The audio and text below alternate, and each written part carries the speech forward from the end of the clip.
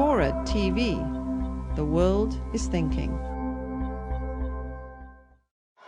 You know, there's another war that's been going on for a good many years, but especially since the early 70s. We have spent hundreds and hundreds of billions of dollars on this particular war, but it's been war on American citizens more than it's been a war to change these conditions. And that is the war on drugs, which has been a complete, total failure.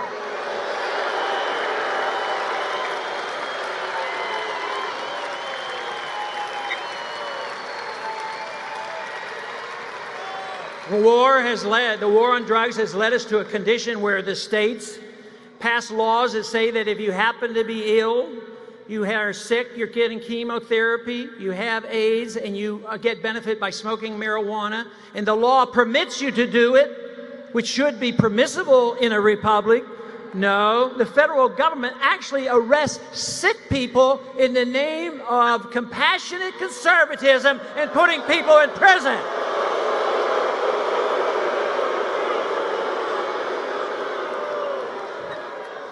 But some say, well, it's dangerous. You might do other things, and there's a danger to you on what you do with your own body. Yeah, you know, I made a comment once in a speech on the House floor. I said, yes, some of the strongest drug warriors in Washington, D.C. rant and rave about the possibility of a sick person using marijuana for their illness at the same time. But guess what? They have no hesitation to imbibe in that drug called alcohol, a more dangerous drug.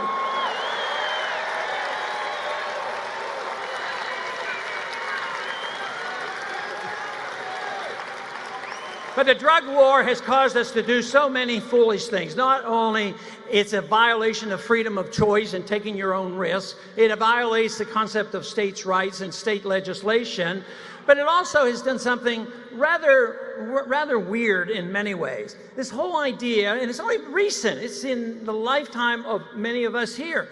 It was the first federal law against the use of marijuana occurred in 1937, I believe. 1937. Before that, people did use that. States had right to regulate, but it's a recent onset. But during the war, it was important that a related plant to marijuana called hemp was used. They were encouraged to grow it. It was useful in the war effort. You can make clothes and medical problems and food products out of hemp. But we are obsessed and confused. And what does the federal government do? If you go out and plant hemp plants, you're going to go to jail. What's going on? And they'll tell you, oh no, it's a drug. Somebody might smoke it. But you know what? To get high on a hemp cigarette, the cigarette has to be big as a telephone pole.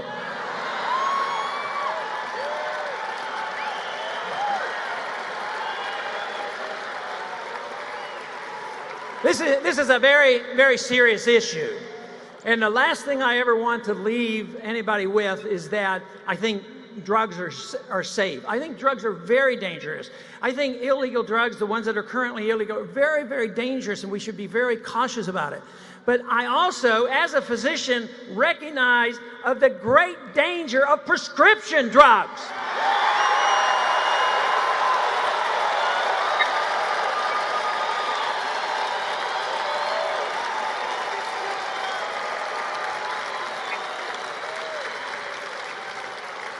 What about the government mandating mental health testing for all our school kids?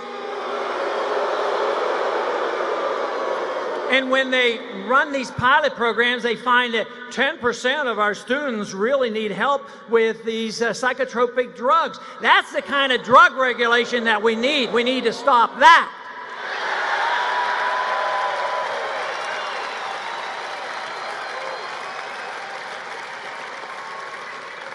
But this whole issue of hemp is rather fascinating, not only in the idea of personal choices and states' rights, but also the stupid complications that come from it.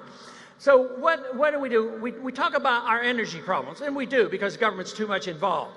They subsidize one form of energy and they prohibit the other form of energy. They put roadblocks in front of nuclear energy, and then they go and subsidize raising corn to make ethanol, which doesn't make any economic sense.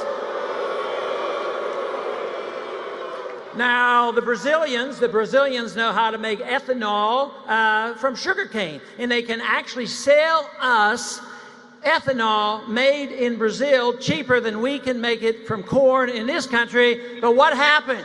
We put a tariff on it to punish you, so you have to pay more for it.